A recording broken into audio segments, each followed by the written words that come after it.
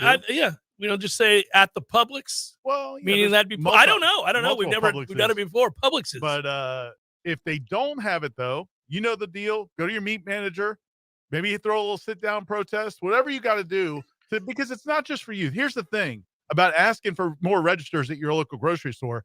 It's not just for you. It's for your fellow man. Like you're doing something good for society. You're serving the community for which you live, in which you live. Yeah, and you're just asking for some help. Would it be too much to ask the fine folks that listen and go to their meat manager to record the conversation on video and then send Everybody it to us? These days. Yeah, I want a viral video of a guy just losing his mind because he doesn't have register sausage. Is that too much to ask? You might be pushing it a little bit. I don't think that's on brand either. I feel like the fine folks that eat register sausage are rational. Yeah. They don't elevate immediately to meltdowns on camera, but rather stern conversations like men eye to eye. At least on your first trip. Right. Now, if we keep neglecting the folks of that community and not providing the sausage that was asked for, then you may have a breakdown. But you're going to lose your mind. Yeah, I think just initially you have a conversation. Can we do the right thing? Wherever that may be. It worked in St. Augustine. Publix responded. They got it in there, and you can do it too. And if you're outside the Southeast, go to registermeats.com and have it delivered. I saw it in St. Augustine. I just got back this morning, just before the show, and I was over there, and we went into Publix because when don't you need to go to Publix wherever you're visiting that city? And I saw it. So there you go. There's proof positive. It worked. See, you know what he was doing in St. Augustine, Corey? A concert. That's right. Who you seeing? Fugazi? Who was on the bill? I saw the Killers. Oh, okay. That's nice. Were they good? They were great. Great. Yeah. It was fantastic. Brought the whole family. We had a good time. So nice, that's fun. Nice. Yeah. Got up this morning, drove out. A little rugged the night after a concert to get up the next day, gather your stuff, get back here. But I feel like I could not miss Seminole Headlines, could not miss getting back in the chair, ready to roll. The Killers are a unique band in the sense that, like, everybody can listen to them. Like, my kids listen to them, your kids listen to them. Yeah. Corey, they're hard enough for Corey. Yeah, man, I listen to them. I love the Killers. I've seen them twice. Yeah, so there you go. So they were very, very good. It all went well. And I feel like I missed a lot. I've been gone since Friday morning, left early. Did anything big happen over the weekend? I feel like the baseball team won some games, which never happened. That was big. I missed all that. I know the softball team won against Louisville. Anything else big happen? Did the receiver say, yeah, I'm coming to Tallahassee after the big weekend visit? That has not happened. Damn it, man. I was hoping that you were going to say he did. You want him more than the safety? I just like him. I think he's an exciting prospect. I think they solidify an already great offense. I think everybody likes him. Yeah, but the safety might be a little bit more important. Yeah, Key, the kid from UAB. How we doing with that? You guys giving me the update on that as we start the show? Well, actually, he's still on his official visit to Alabama, which people weren't thrilled about. Like when he wrapped up the visit on Sunday, I think a lot of people were hoping hometown kid, played for Corey Fuller in high school. He's going to come on his official visit and just close everything down. Did we know Alabama specifically? We knew they were in the running. They were one of his final schools, them and Ole Miss. And he had mentioned earlier Oregon and Ohio State, but he's now canceled those. He kind of felt like that was irrelevant. It was just kind of like, hey, I'll entertain offers. I've been playing at UAB for 4 years. I'll take offers from Oregon and Ohio State, maybe take those visits. But I think a lot of people were hoping he would shut it down. He had already been to Alabama, and I think some people thought, maybe myself included, thought that might have been an official visit.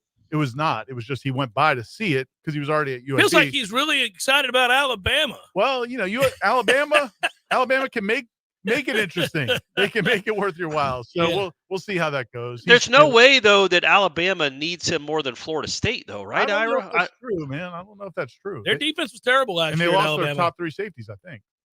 So, yeah. I mean, they've got studs behind them. But yeah, I mean, and he's an impressive dude. I mean, he's an impressive player. It's 60 tackles last year. I think he might be a little bit of a late bloomer. He wasn't all that coming out of high school, but he has certainly developed into a really nice player. You know what this sounds like at the start of the show? It sounds like we're getting neither the wide receiver nor the safety that we were hoping to get. That's just a feel I'm getting from Ira and Corey as we start today's show. It feels like they're not coming here. We don't know. I guess the difference here, and this is what's like this is like a new pond that Florida State's fishing in. I feel like, like in the first couple of years in the portal, they did so much of their work in the fall because they would get those players to come in January. And that is such a huge pool of talent of players who are going in the portal in December. And, Florida State was able to identify guys, get on guys, make it happen. The spring window, this new window is different. There's not as many players, and the players are in there in much higher demand. So now you got to go head to head with some schools that will make it challenging. Well, and Florida State is at a place now where they can be a little bit more choosy, not just say, they needed 15 guys previously. Now they need 2. It's kind of like, well, Keon Coleman is an established, nearly 800-yard receiver, did so with a sorry quarterback at Michigan State. Think what he would do with Jordan Travis. Then, you look at Key, we talk about what he is and the need for safety here at Florida State. Those are the guys they're going after instead of just guys further down the pecking order. Yeah, depth pieces. They're depth pieces, right. Yeah, they're looking for starters and plug-and-play guys that could and you know what makes it difficult, I think, for all of us following this and covering this, and if you're a Florida State fan, you really do realize that, preseason, this is a top 10 team, top 12 team, certainly. You're probably, if that's the case, 2 or 3 guys away from being a playoff contender. You're a player here or there away from solidifying a lineup that you feel like could not just win the conference, but go to the college football playoffs. So you hold your breath whether or not you can get those 2 pieces. What if they don't get Key at safety? Mm-hmm. What do you do? I mean, you can't grad transfers. You still have time to do something coming into the fall. Yeah, I mean he's their guy, right? I don't know if there are other safeties that are even planning on coming here or visiting here. They do have I know they're in it with a junior college safety that they're looking at as an option as well. And then, I mean, it may be if a grad transfer enters. I mean, that's the other part that could still happen. And then, when you talked to Norvell the other day, like, didn't he right away mention Quindarius and, some of those guys that maybe could help out as well. So, I mean, I think there are some options. I think Jalen Key would be the perfect solution, although I do kind of wonder how Akeem Dent would feel about it. But yeah, it would be I don't care how he feels about it at all. Yeah, not really. But what if he bounces? He can bounce. I'm not all that concerned. Then you're back to 2. Well, you're back to square one. I mean, your square one might be better because Key might be better than Dent, but you're still back to square one in that you have no depth. Like, you have nothing but true freshmen behind these guys. Whereas I think if you got a junior college guy, and I mean, it would be awesome if they got Key, and they could. I mean, he's a local kid. I'm sure he would love to play in front of his hometown family, and I mean, his family's over in Quincy. Mm-hmm. But I was combining Gadsden and Quincy together. I was wondering where you're going with that. I don't know if anybody's ever. I thought it might be one of these little country towns I didn't know about. Quincy. He's over in Quincy. Yeah. But I'm sure they would all like him to stay here or be here. So it's certainly a possibility, but I mean, it's hard to turn out Alabama, man. No, it's not. Be a man. Be your own man. Yeah. And Jalen, right? Jalen's his first name? It is. Mm-hmm. Come on, Jalen. Be your own man. There's been so many guys in the last 15 years that have gone to Alabama. I want to go to Alabama and win games and get drafted. Go somewhere else. Go to a place that only had one player drafted this past year.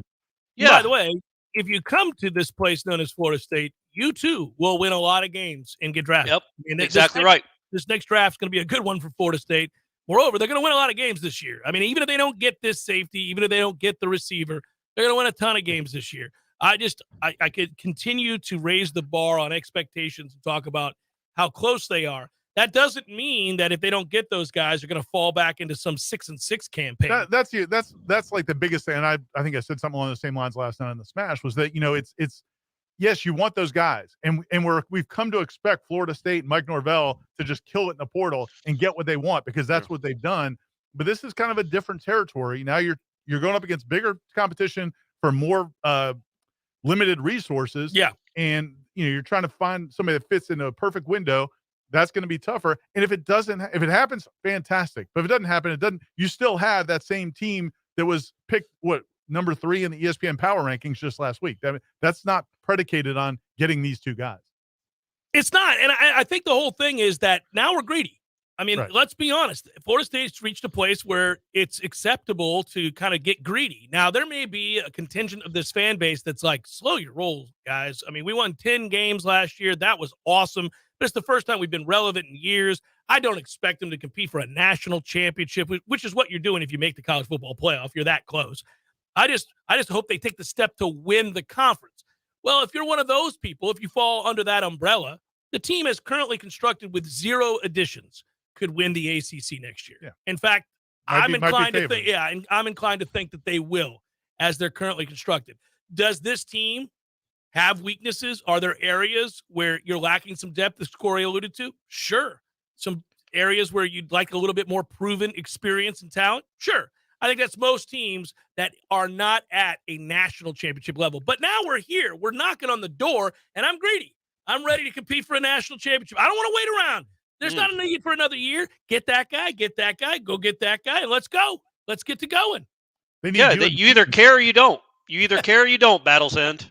You either get these guys on campus or you just don't care anymore. But that's, again, I think this process is interesting because the NIL, I'm sure, will be a big part of it. But it's not the only part. No. I mean, if you go to Alabama, the nice thing about one of the things I think Mike Norvell and this staff can sell incredibly well is what they've done with transfer guys, right? From Jermaine Johnson to, a guy after guy after guy over the last 2 years that have come in. Johnny Wilson had done nothing before he came to Florida State. Trey Benson had done nothing before he came to Florida State. There are a number of guys you can point to say, if you come to Florida State, Dylan Gibbons. Dylan Gibbons had done nothing. The bench for 4 years, was a 2-time star, first team All ACC. It's case after case after case. So that's what you sell. But when you're going up against Alabama, you don't, that's a tall task. It's not a big check in your box anymore, is all I'm saying.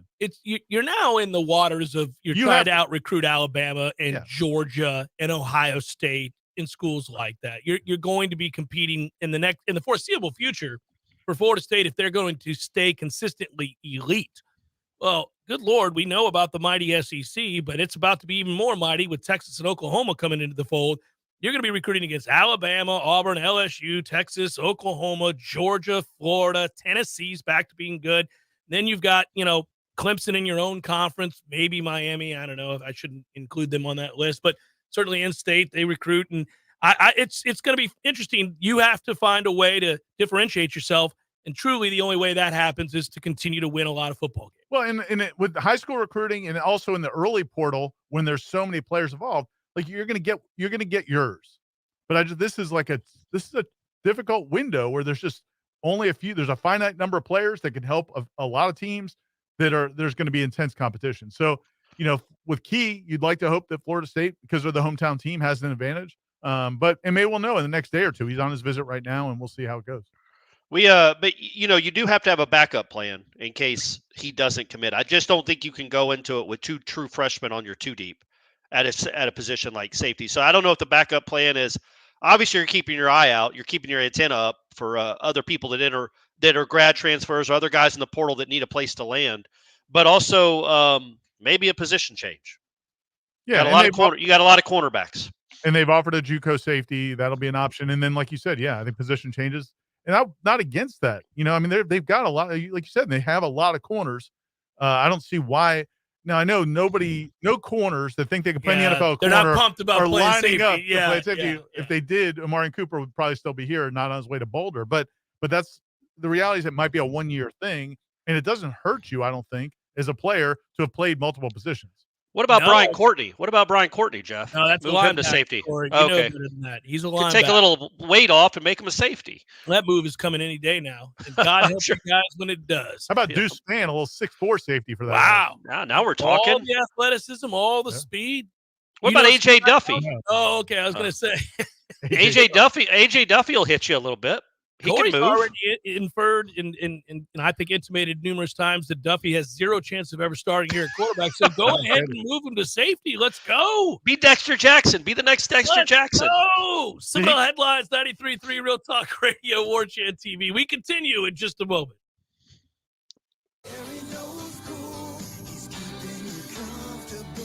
This is Kyle, service manager from Barano Heating and Air. Schedule an appointment from your mobile device to learn about our Total Comfort Service Program. With guaranteed same-day service, 15% off necessary repairs, and $25 berry bucks to use towards air filters and other products. Turn to the experts at Carrier and Barano Heating and Air. Any day, anytime, anywhere. Online at baranoac.com. Florida license CAC 1816-186. Did you know that when you order food delivery through third parties like Uber Eats and Bite Squad, local restaurants lose up to 30% of their own revenue, and you're actually sending your money to corporate bank accounts in California? Well, now you can truly support our locally owned restaurants by ordering directly from foodiestakeout.com. Choose from delicious options like El Jalisco, Smitty's Tap House, Hangar 38, Jerry's Cafe, and many more. With Foodies Takeout and Delivery, we can actually put our money where our mouth is. Order your next fresh meal today at foodiestakeout.com. Discover the tastes of Peru at Café de Martín and El Bar, a one-of-a-kind culinary and cocktail concept created by classically trained chef Martín Araujo.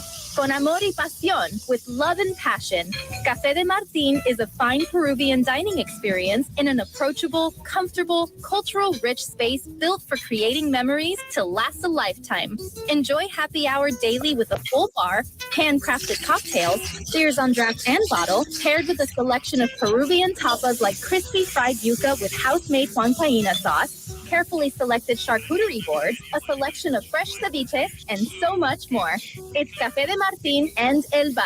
Escape to Peru, a country of great culture, beauty, and food right here in the capital city.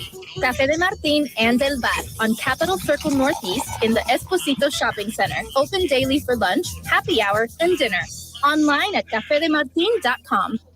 You worked hard all day and are settled in for a little downtime by relaxing in your hammock located in a nice shady spot in your beautiful North Florida backyard. Then one gets you, then another, and another, and another. Mosquitoes have you sprinting to the back door and you just pray none get inside as you open it. That's pretty much the story here this time of year. Mosquitoes are ruining our time in our yards. They're pretty much taking over when the sun starts going down. Paul's Termite and Pest Control has an inexpensive solution to this persistent problem.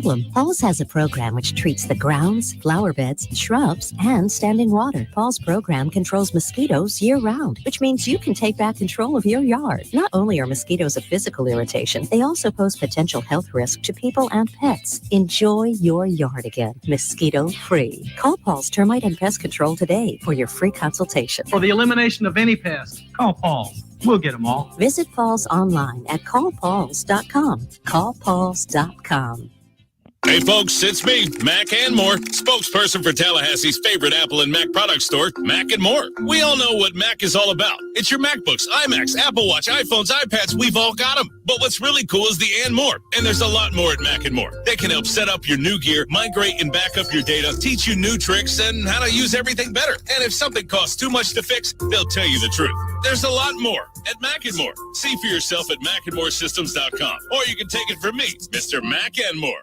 Life is stressful. Dinner shouldn't be. That motto is why Register Sausage has been doing business in the Florida Panhandle and Lower Alabama for over 75 years. A proud sponsor of Seminole Headlines, Registered Sausage always provides the best Southern smoked sausage to over 140 grocery stores and restaurants throughout the Southeast. Headliners have discovered the Register's difference. You can too. To find a store that carries Registers near you or to buy directly, head to registermeats.com. That's registermeats.com. Register Sausage. Yay, sausage!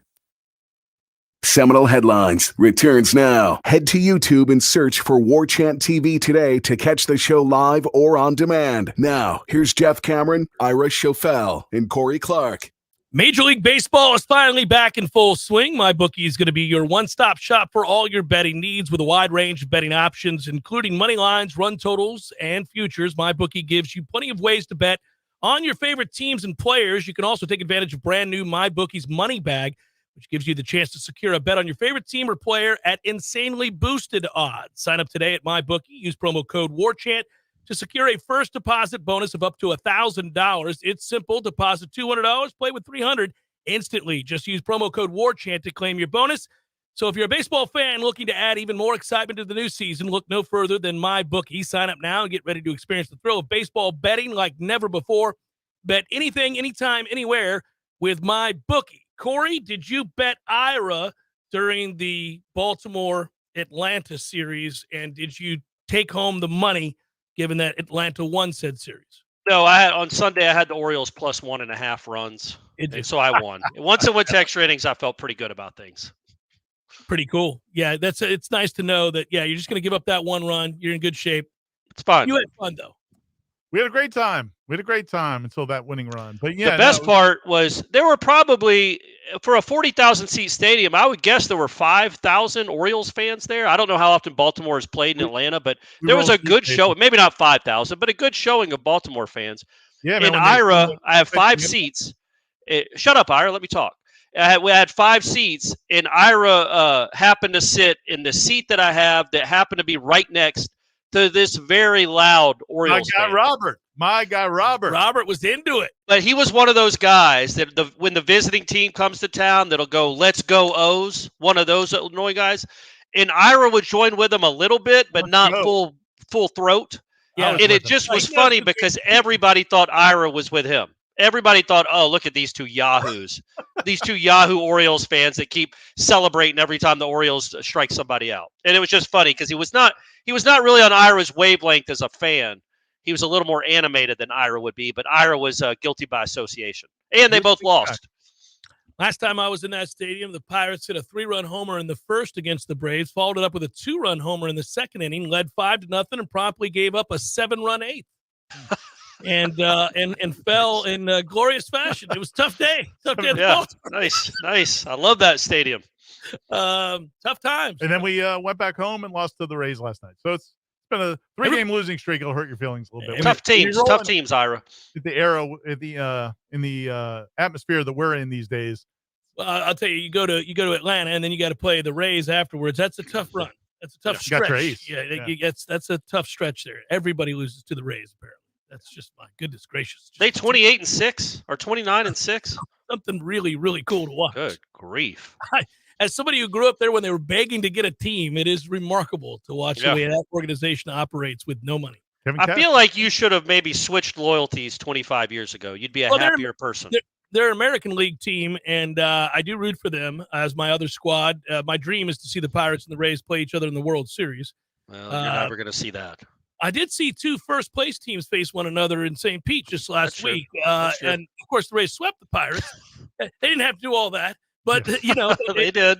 I said a snapshot in time that I never thought I'd see is just that series alone, Pirates-Rays. And so that was really, really nice. But it's a long year. It's a long year. Speaking of baseball, Noles got a big sweep. Let's go. Over Mercer. Right? Hey, that's you not discounting any, but Mercer has a winning record. Yep. You're right. I'm not discounting any victory for Florida State baseball. I know that when we get to when we get to headliner questions, I should say, there are some folks asking who it is on this team during this godforsaken season that Link would like to keep. Which players would we think that he'd be happy to have during next year's winning campaign in baseball? Not this nonsense we've seen out here today where we're vetting the roster. There are some guys. There are. Yeah. There's 3 hitters for sure. No, 4, because I would put Ross in that group as a guy. He really likes him as a leadoff hitter. And then obviously Ferrer, Tibbs, and Cam Smith. I think Tibbs is eligible to ride. He is. Yeah, we're done. Doesn't mean he might love college baseball. He might love college baseball. He's going pro. Gotcha. I'm just saying he would like him to stay. That's all I'm saying. And then Baumeister, Whitaker, Armstrong. We're answering the question well in advance. I didn't need you to answer it. Sorry. Just wanted to know, would there be some players? And I think there is. I think we can bet there are a few nice players. But then there's an awful lot of time to move it along. I got to write a fun story on Sunday night, Jeff, about because we did ask Link about, they still are alive for the ACC tournament. Hey, and if you make it in there, all your dreams are still on the table. It's all there. You like basketball. Like if you win the ACC tournament, you don't get an automatic bid. Yeah. For the postseason. Yeah, you do. Yeah. You do? Yep. In baseball? Yep. Are we sure? That rule never exists. That's ridiculous. A truncated tournament like the ACC, where it's silly the way it's operated to begin with, only sees teams that are terrible caring deeply. Nobody should be able to run through the basketball. I know it's much tougher. I think it's how Florida A&M, it's how FAMU gets into a tournament or Savannah State gets into a tournament. They win their conference tournament. Yeah. Well, but the point was Florida State's got 6 ACC wins. They're in last place. They're 14th out of 14. There are 3 teams with 9 ACC wins, and then there's one with 10. So they could theoretically catch all those teams. All they have to do is beat Wake Forest 2 out of 3, and then go on the road and sweep Louisville. And so I had to write a story basically putting out their mathematical chances that they are still alive. This is what would have to happen. But it's me writing it. And I always felt the need, and thank God Ira's my editor. I always also felt the need to be like, but get real. They've won 6 games all year. They're not going to win 5 of their last 6. It's been so long since you just had to write a straight story. Yeah. Well, not only that, but a story like this where I can feel people's eyes rolling as I lay out the scenario where the worst team in school history Sometimes we just need you to write the story. Goes on a run. Everybody's not the realist that you are so far. Well, I know. Some people like to think there's possibilities, that there might be something at the end of that rainbow. They're not all beaten down like Corey Clark. I've been beaten down. I will say, I think there's plenty of beaten down Florida State baseball fans this year. I mean, you'd have to be one hell of an optimist to believe that some sort of turning of the corner is going to happen. I think people can make their own conclusions. Yeah, and you want them to be able to do that. Yeah. Is it likely that they're going to win 5 of 6 against Louisville and Wake? Who's the other team they got to play? Just Louisville. They play Wake Forest this weekend, then Louisville next Wake weekend. Forest is number 2 in the country, and Louisville. Is it likely that they're going to win 5 of 6 of those games? Doesn't feel like it. Doesn't feel like it. No, but I think the reader can figure that out on their own without Corey beating them over the head with it. So I know, but it's hard to write that. It's hard to write like, hey, if they just get to 11 wins in the ACC, they got a real chance. And it's like, I've got that devil on my shoulder being like, dummy, they're not going to get to 9. They're not going to get to 8 wins. What are you talking about? Did you not write any stories from 2017 to 2020 or 21 about this football team? I mean, not about making the Cotton Bowl. I wrote about them trying to win the next week. I didn't write about the Florida State basketball team going on a run in Brooklyn and winning the ACC tournament. Hey, one magic weekend. That's all it takes, gang. If they can just get to Durham. Think of what would have to happen for this FSU baseball team to get to Durham. Literally, they'd have to win two ACC series. I don't think they've won one in 2 months. They'd have to beat the number 2 team in the country. If they got to Durham somehow and snuck in as like the 13 or 14 seed, maybe there would be a little magic. They got nothing to lose. You know, as we're going to player empowerment, maybe the NCAA should look at when the new semester starts in the summer school. Bring in players. Bring in new players. Anybody. Please. Like after the trade deadline, before the playoffs. Bring them all. Lincoln go out and get about 4 or 5 transfers. 7, 8, that line. 9, whatever you 12, need. 13 transfers. Yeah. And they haven't been there all year, but man, they're ready now for the postseason. Also, and I'm not trying to jinx it, but the way things are looking in college athletics now, who knows what baseball teams will be eligible with all their players gambling. So maybe so many teams get run from that they have to take Florida State as an NCAA invite. The Alabama situation is crazy. That coach Bohannon, it makes zero sense. Is it possible he didn't know the guy was going to go bet? Like, is it possible he's just talking to his buddy? No, I don't think so. Oh, I don't. I just saw the early reports where they said he was on the phone with him when he was at the casino. Yeah, multiple times he's on the phone with him. Wow. All right. Yeah, but you don't know where your buddy is all the time if he's at a casino or not. You can't hear those slots.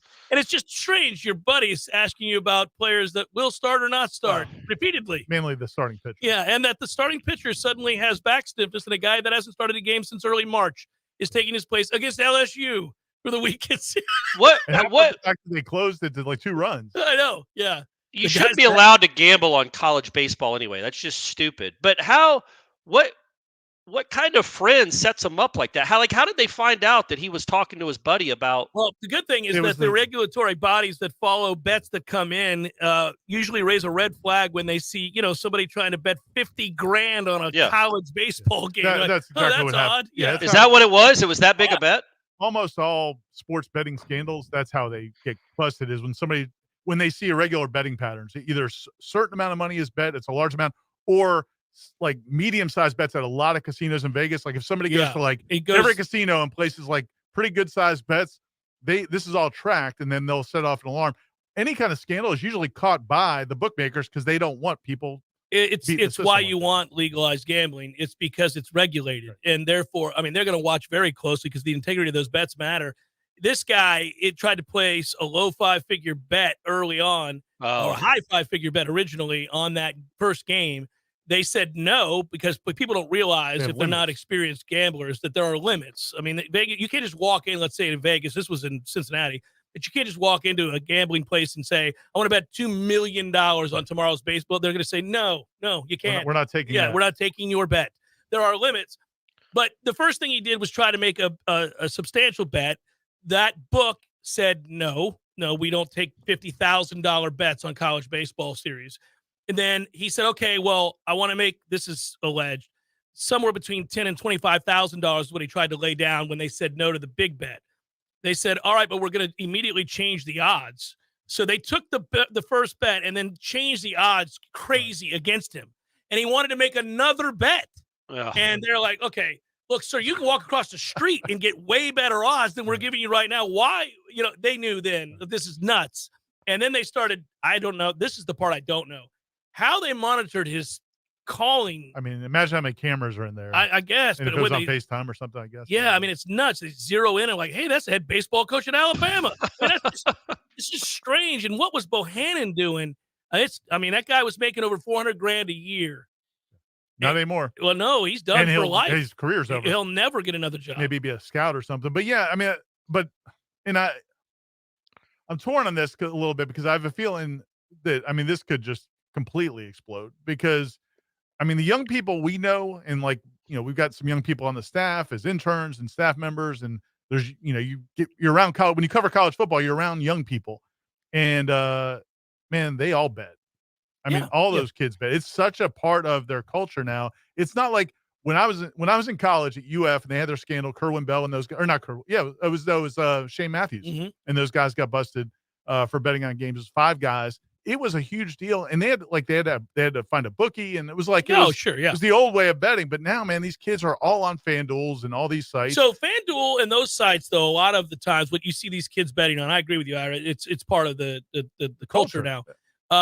Those are what are called so if you look at my DraftKings app here, these are fantasy bets, meaning I can bet like golf lineups this week, right?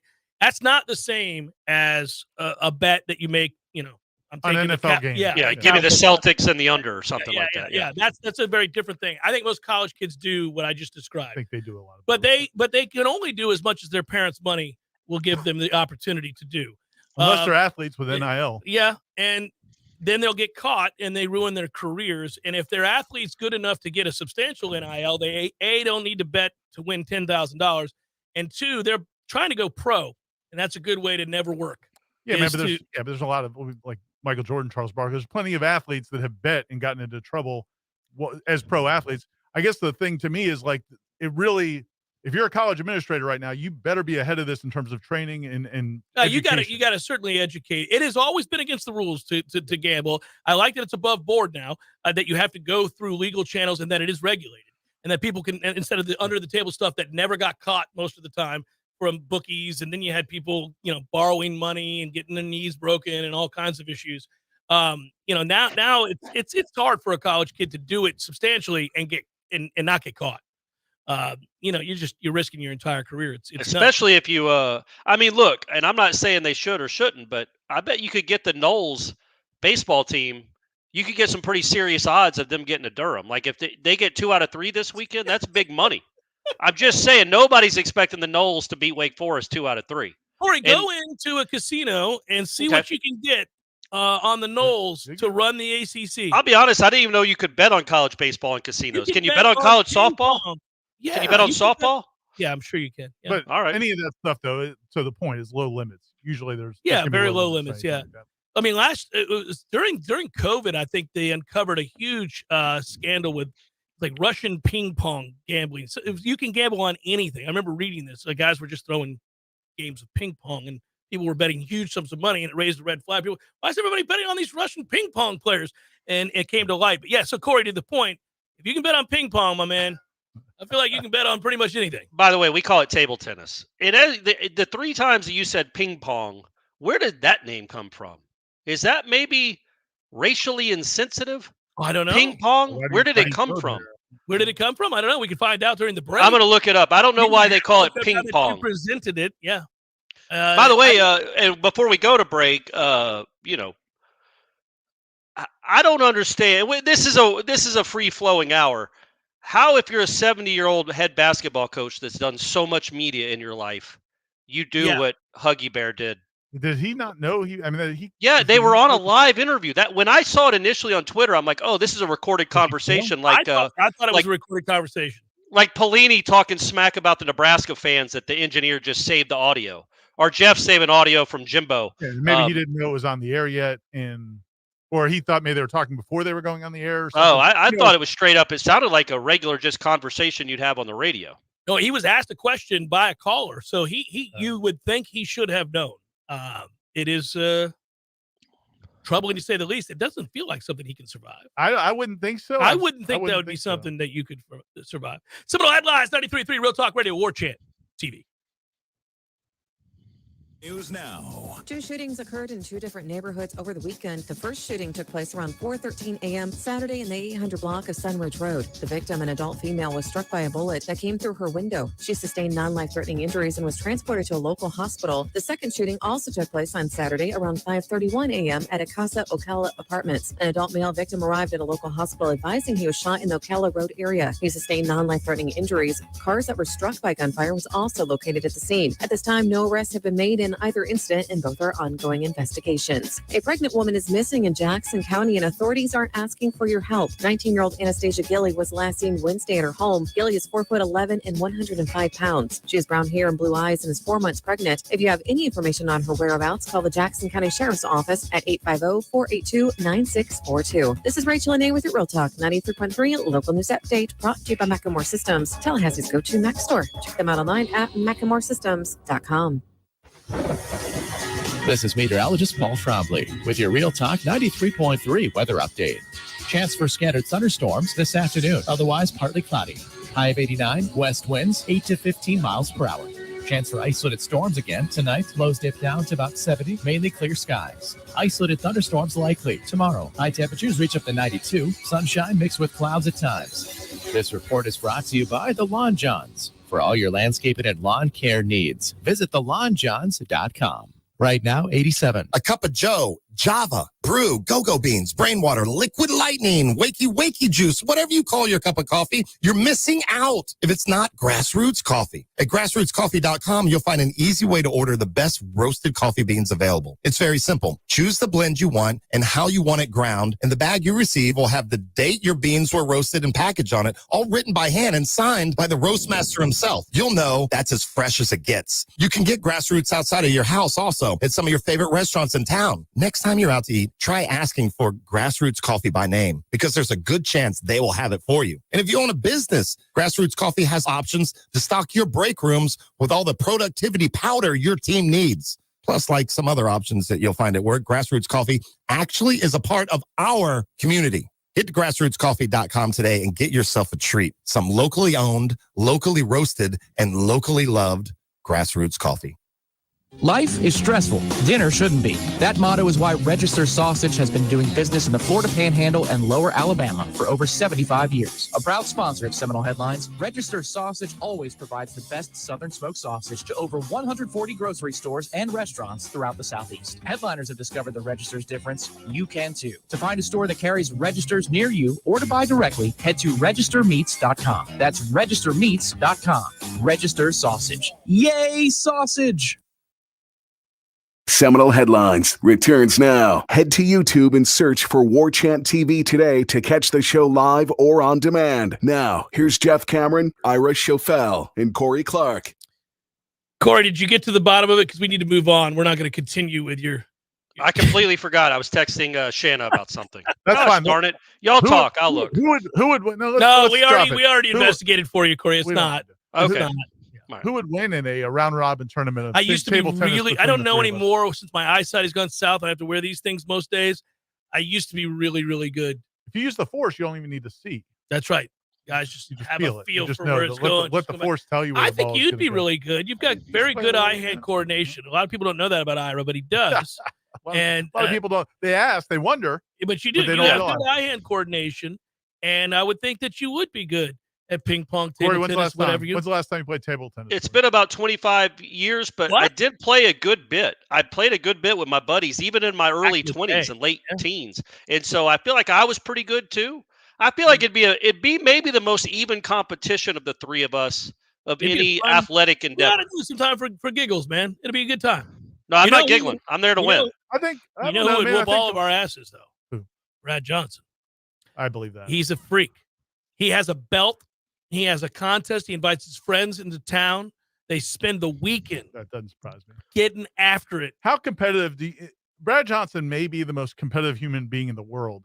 Those TikTok videos he does, or those videos of his like trick shots, he spends, talking to some inside sources, that like he'll spend like an hour or longer working on those trick shots every day just for his own, and like just wants to his own edification. He just wants to show he can do this trick, and they're nuts. It's weird. I've gotten to know Brad pretty well over the years, and I wouldn't say we hang out, but I know him well enough to I could call him and just talk to him.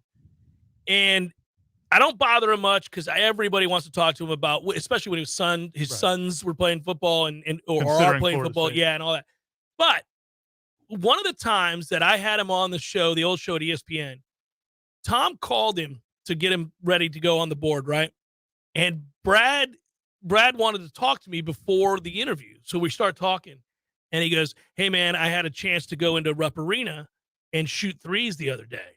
And I was like, "That's pretty cool." He goes, "Yeah, I ended up challenging some of the players, and I beat 2 of their starters." He was talking about beating them shooting threes. Yeah, he's apparently a lights-out shooter. Well, he is a lights-out shooter, and he did play college basketball at Florida State, so he can shoot, really shoot. And he said, it was fun. He's like, "I wish I had the knees to really still play," because he's still so beat up. But he was talking about that competition and how he still thirsts for that competition, and it really makes you realize the extent of how competitive he is and why he lasted in the league forever and a day. Like my man having a ping pong tournament with his buddies in which he built a wrestling style belt, and they take it very seriously who gets to wear it. There's pictures of him online holding up the belt, like still champ. I mean, that is some serious table tennis, my man. They're getting after it. I don't think he gets a lot of credit for being one of the better 2-sport athletes in Florida State history. And the reason I say that is because I looked up his basketball stats, and they're not overwhelming. But in the year that Florida State got knocked off by like Middle Tennessee State in the first round of the NCAA tournament. So this was an NCAA tournament team. It might've been George McLeod's last year. Brad Johnson started in that game, or started on that team.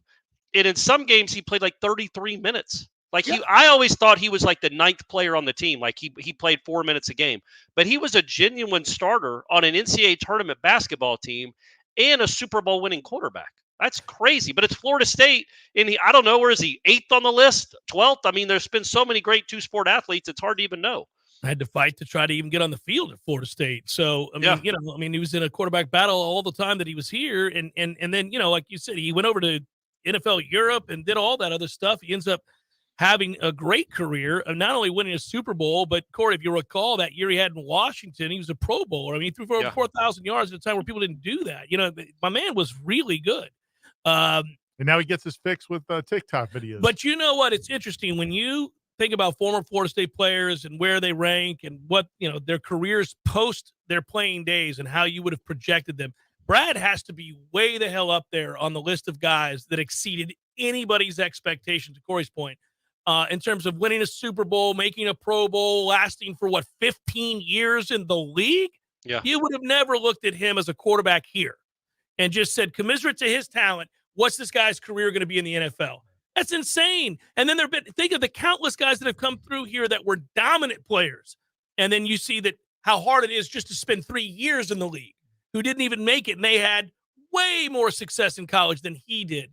It certainly speaks to a stick-to-itiveness and a toughness and a competitiveness that I think certainly makes sense when you look at the fact. Sounds like we need to get into that. We need to get in that ping pong tournament, though.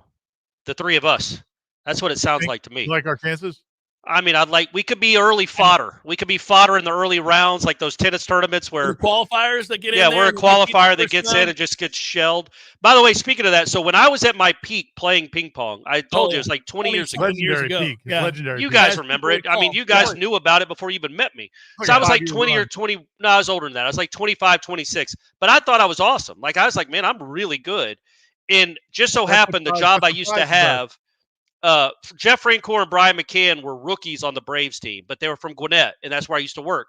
So they let us come into their house for like a day in the life because they lived together at the time, even though they were with the Atlanta Braves. And they started playing ping pong just for a photographer to get photos of them doing something. And then it started to get competitive.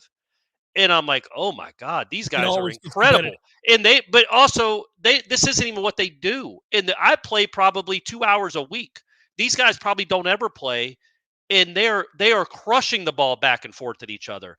And it was really disheartening. And then I remembered, oh, yeah, they have the hand-eye coordination to hit 95-mile-an-hour fastballs. They can handle ping pong. Translate. Yeah, it translates a little. Out. The deductive reasoning for Corey here is strong. Took a minute.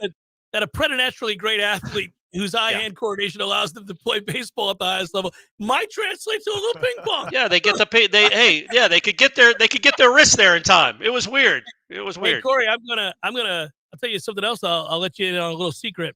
A lot of baseball players and hockey players really, really good at golf.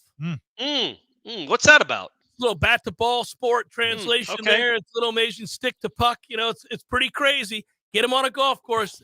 They seem to be able to play that pretty well too. It's actually very frustrating. I've played with guys that are like, I've only played a few times, but so what are the rules? And then they're just crushing balls. And you're like, good God, man. If you actually spend any time, you're going to be a scratch in no time. It's crazy. Florida State defensive backs, however, not great at golf. Not the ones we've come across at the Not the guys tournament. that the Battles Inn brought out during the JCS/Warchant Invitational this past year struggled. But I bet you, give those guys a month, it would look very, very different. They wouldn't be as good as me and Ira. No chance. Or Steph Curry for sure. Yeah, well, he's actually of all the former professional athletes like John Smoltz, those guys, and Glavine. It seems like every Braves pitcher was pretty much a scratch golfer. But of all of the ex guys, and that includes Jordan and everybody else, Steph's the best. He's freakish. Or Al Del Greco. Don't forget Al Del Greco. Colorado, yeah. I was going to say the best moment of the baseball game, the Braves-Orioles game, I think, self-deprecating, the best moment was early on. Jerson, our buddy Jerson, Corey's longtime, lifelong friend, he doesn't know a lot about the Orioles. He's a Braves fan, but he doesn't watch the Orioles, so he was asking me about a couple of players. And they hit a pretty sharp hit ground ball to our third baseman, Ramon Urias. And when he fielded it cleanly. It was a pretty hard to hit ball, and he fielded it clean. I go, yeah, he's a Gold Glover. And then he threw the ball about 10 yards off the bag. So it's like, oh, he's a Gold Glover. We had it's a Gold Glove, not Golden Arm. We had a perfect angle too, where our seats were. It's like, man, that's not even close. The number of errors that professionals make in all professional sports, it's actually more than most people would ever realize. You just don't watch them on a daily basis. Now, you watch your boy Urias all the time, and that's a pretty rare mistake for him. But, like, when you go watch a professional golf tournament and you're in attendance, it's stunning to see how many times guys that aren't in contention, that don't have their best stuff that week, you never see them on TV because they're not on camera. By day two, the networks know which guys are in contention. The numbers tell them that, but they've also watched the field. So they're like, oh, so-and-so's got it this week. They're in. There's a group of about 25 guys at that point that are likely to have a chance to win the tournament. They pretty much stop covering all the other dudes. Those dudes will throw one straight into the woods like you and me. And they only know that if you're actually there live, just following somebody who's 25 strokes back. And you watch those guys, it makes you feel better. That's my point. Like, if you thought that those guys don't make the kinds of mistakes we all make, they do. Maybe not as bad as Corey or Ira, or I know you guys made it sound like you didn't hit it real well the other day. But, not great. I would say not great. I wouldn't characterize the way we hit it as really well. Depends on who was really observing. I think we have a high standard, so we expect more from ourselves. I think Keith was probably impressed. I think he was. I think what's the best thing about playing with Ira is literally every shot he hits afterward. As soon as he hits it, he goes, "Oh boy." After every shot, oh boy. That's actually endearing. I know it is. It's like, oh man, he was expecting something different, and it's an boy. Oh no, that's going straight right. Hey, final thing before we wrap the hour here and we get into headliner questions, which are, as always, forthcoming. I thought it was really cool, even though it's been a tough and trying time. I thought it was very cool to see all the Florida State basketball alum and NBA talent come back and play. It's a hell of a postcard. It's a cool thing. I don't know if it translates to anything, but let's cross our fingers. It's from a marketing standpoint. It's awesome. If I was Leonard, I would have paid for all their tickets and said, "Hey guys, why don't you guys come down for the weekend? I'm going to put you up in the nicest place Tallahassee has to offer," because it was a great reminder, and I think it was not just for the players who were there, but I think for the fans to remember that, man, this program hasn't been in a ditch, and it wasn't that long ago. No, it wasn't that long ago at all. And I can tell you that several former players care enough. I mean, I had a couple even reach out to me on Instagram and the like and say, like, how's it going? Is he going to be all right? What's going on? That kind of stuff. I think it's cool that they have fostered that. That culture does exist. It's why we root for that to get turned around, and hopefully it will. I don't know what that would do for the weekend, but I know my son was one of many looking at it going, Dad, check it out. We left town on the wrong weekend. We could have been watching these guys, and it's a veritable who's who of that group that won. Except for Matthew Cleveland, your leading scorer wasn't there. Scotty Barnes was probably the most impressive to me because, like, Terrence Mann spent 4 years here. Trent Forrest spent 4 years here. Some of those guys really were part of this program for a long time. Scotty Barnes was a one and done. And it was a COVID year, like Corey said before. It stinks that the fans didn't get to really that experience. He didn't get to experience the full tuck, and the fans didn't get to experience what that was. him. But he was only here for a minute, and for him to come back, I think especially he may be the biggest star out of all of them. And you're reminded of how physically gifted he is. He's so huge. To be that size at that age is nuts. And it translated year one, obviously, which we all speculated about because he was able to accomplish all that without the ability to shoot a basketball. Can't shoot a lick, but he will dunk on you. It'll come, Scotty. Ira's frozen. We'll unfreeze Ira. It's a good frozen picture, though. It is. I like it. It's just somber. He's thinking. Why would he be looking right at the camera? He's looking directly into our soul. Disappointedly. I think it's another. Did he just do that? Did he just say that again? Did he just say something else? Headliner questions forthcoming. Stay with. We'll be back in a moment.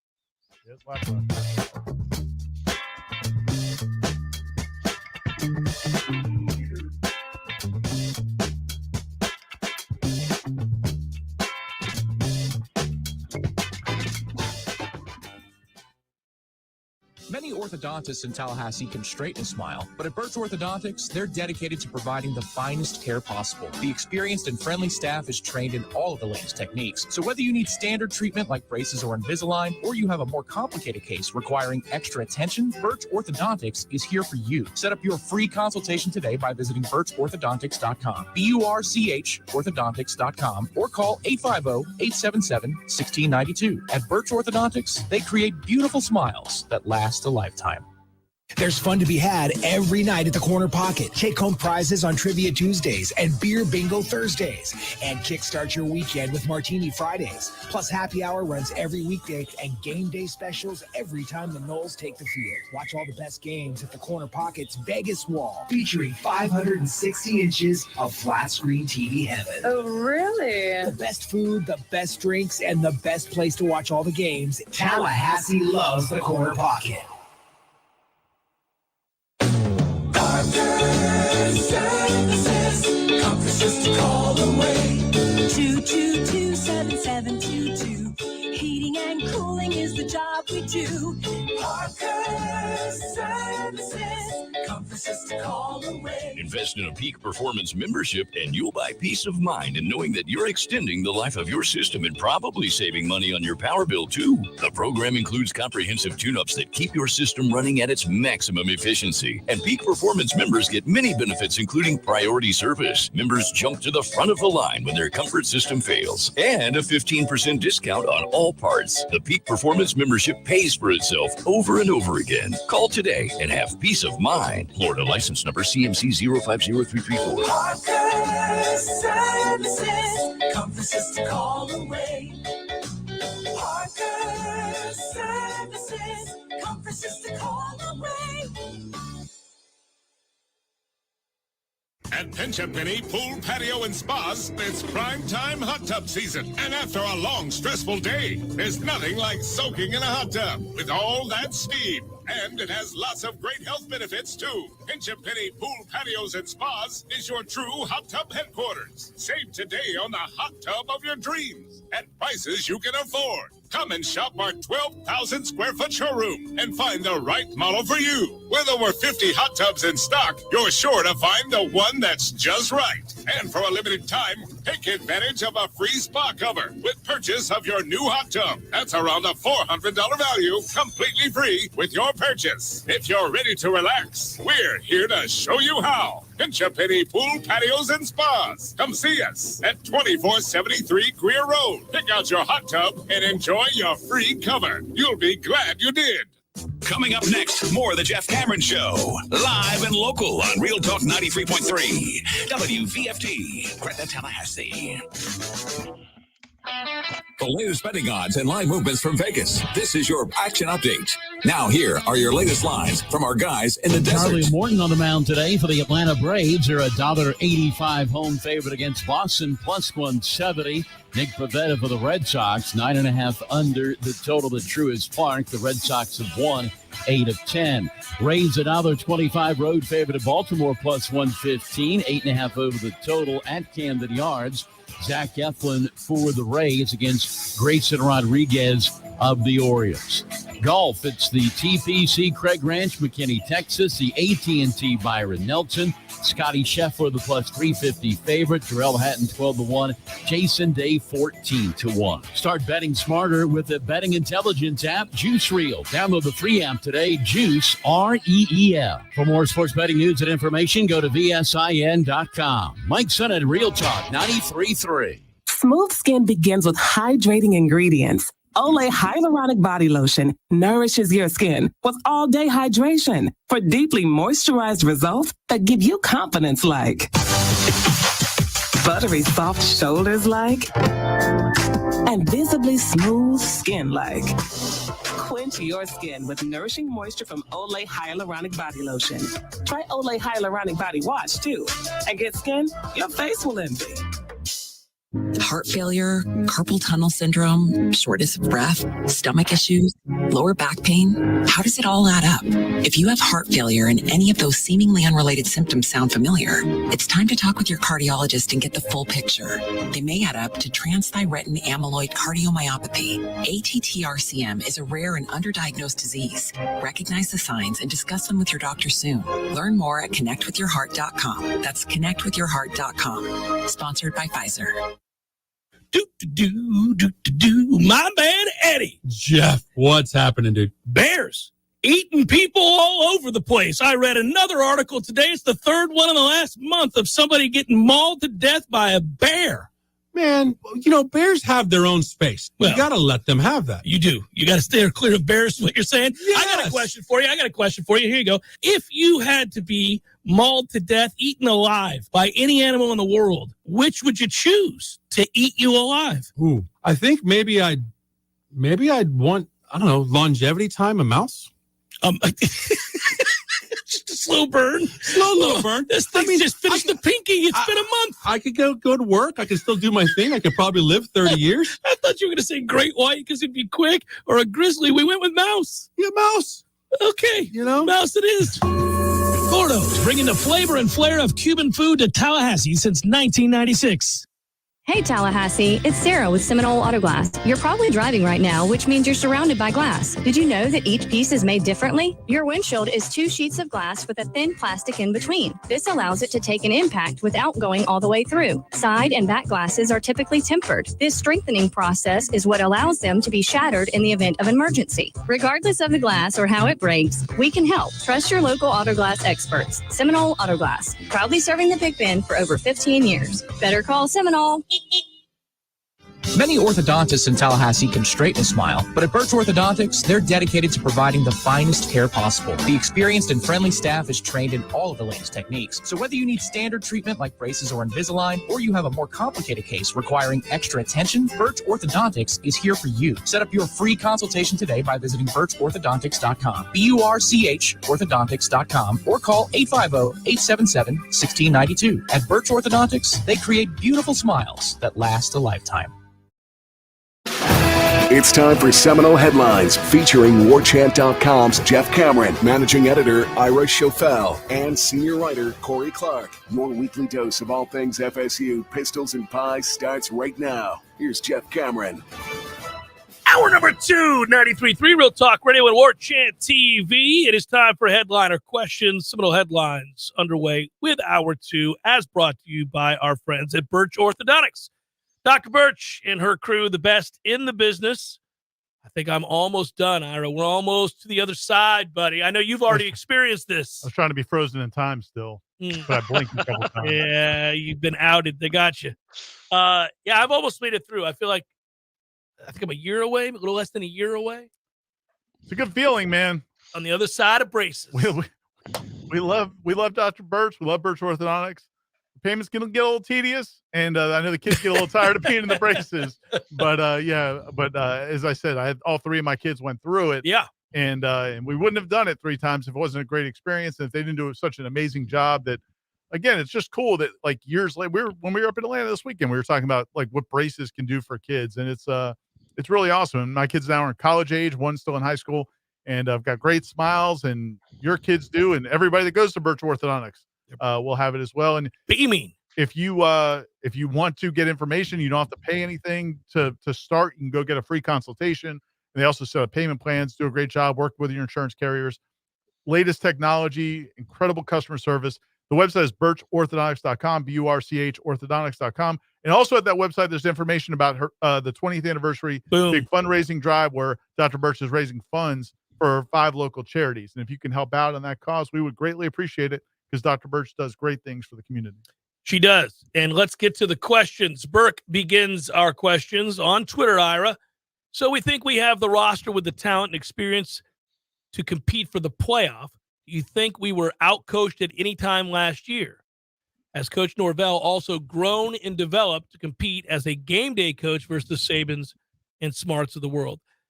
Couple things. I don't want to take anything away from Nick Saban, who's probably the all-time greatest coach. And I certainly can't take anything away from Kirby Smart, who's won back-to-back national titles.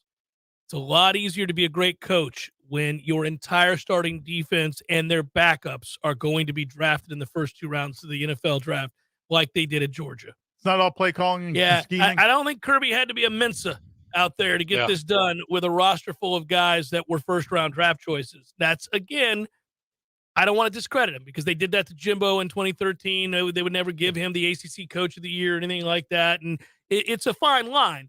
But as far as Mike Norvell, I did think he was, early on a guy that was going to have to grow into the job, the size of the job.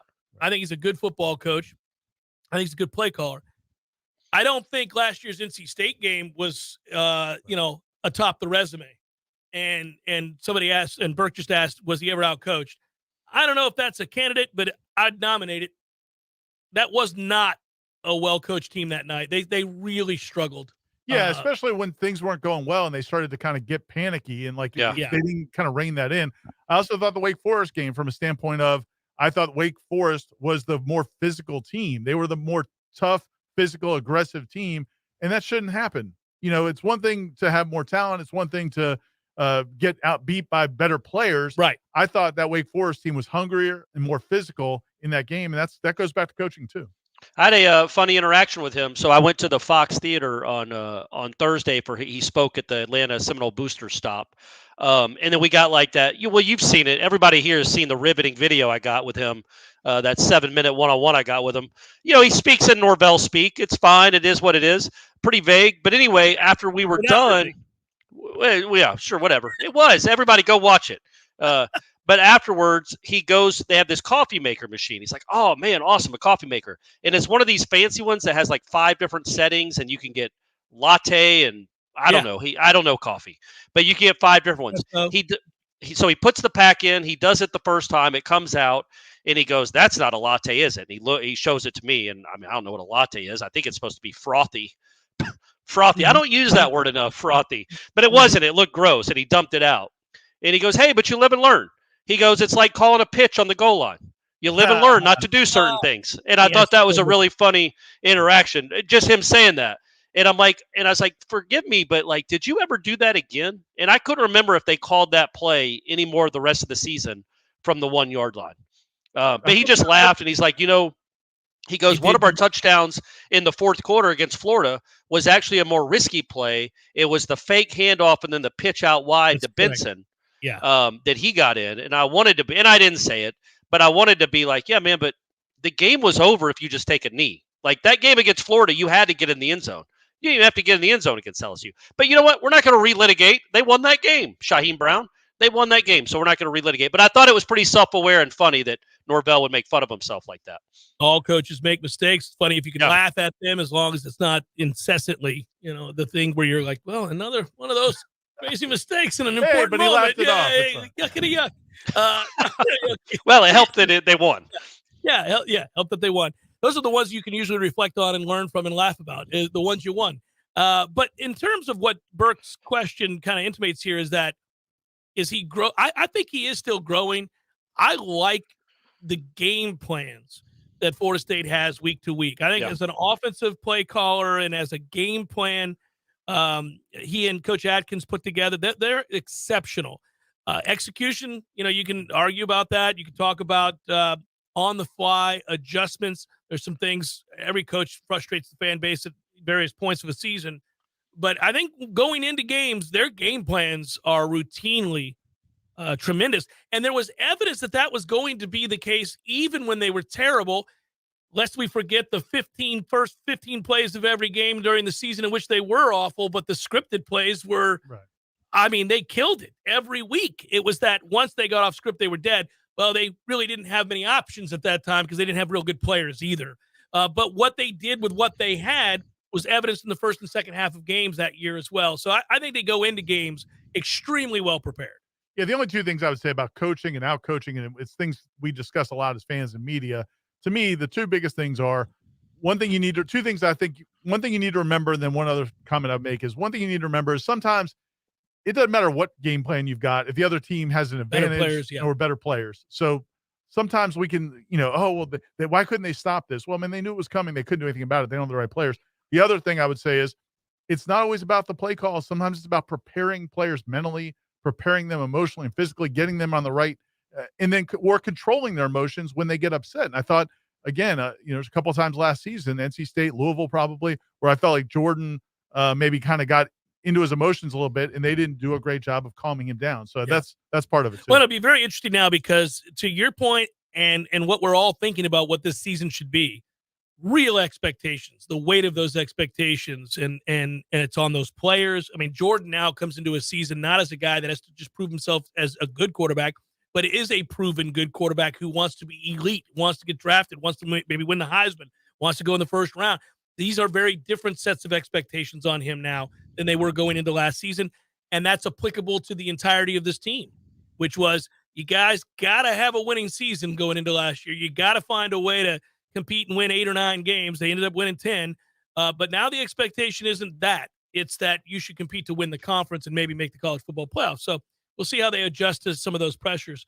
R.A. writes, gentlemen, my friends and I have an ongoing chat topic that talented quarterbacks either plateau or regress the longer they were coached by Jimbo Fisher, which leads to a message board question. What would Coach Norvell have done with the 2012, 2013, 2014, 15, and 16 teams? We'll never know, guys. We'll never know, and that is, hard to guess about that. We've not seen Coach Norvell have a team as loaded as the 2013 team. Nothing close to it. Right. And Jameis was a cheat code. I don't know. I would like to think you'd get out of your own way in a lot of ways. I would like to see, let's see what this team looks like compared to last year and how it handles expectations. And then maybe I would have an opinion on Norvell with the 2014 team. Because that's where I thought just things weren't ever right with that team. That team should have been crushing folks, and they didn't. I don't think they took Sunday to Friday nearly as seriously as they should have. And I don't know that Norvell would let that kind of stuff happen, but that's just hypothetical at this point because he's never had a team with real expectations, not in a stage like this. So I think it's unfair until we see how Norvell handles. And these aren't even close to the expectations that Florida State had in 2014. They were supposed to win every game and be wire-to-wire national champs. So let's see how he handles this before we make it. Jeff coughs into his bicep. Well, I did there. I was trying to mute it. Was that a sneeze or a cough? That was a cough. It was a cough. I was trying to mute it. I wanted your answer to be fully realized. And to be done. Yeah, I know you wanted me to be done, and that's your sign. Actually, shut up. Well, let's piggyback on this for just a split second. The expectations of a 2014 are so different than the expectations of a 2013. After you go, you go and win the national championship and blow everybody out and set offensive records and have players drafted and come back with the expectations that this team is the very best in the country. That's a very weird thing to have to prepare and deal with.